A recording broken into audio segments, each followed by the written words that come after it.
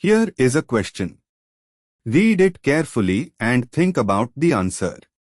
Let us solve it step by step. Let us begin solving this step by step. The polymer shown is CH2CH pH-N, which is polystyrene. Each repeat unit consists of a CH2CH pH fragment, meaning one carbon bears a phenyl group and the adjacent carbon does not. This is the classic head-to-tail addition polymer of styrene. Moving on to the next step.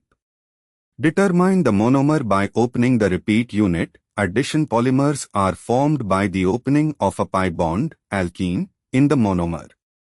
The repeat unit, CH2CH pH, corresponds to the monomer CH2 is equal to CH pH, which is styrene, vinylbenzene. Joining N-styrene monomers through addition polymerization across the C is equal to C double bond gives exactly the polymer shown. Moving on to the next step. Option B shows pH-CH is equal to CH2, which is styrene, phenyl group attached to a vinyl group, i.e. CH2 is equal to CH-pH.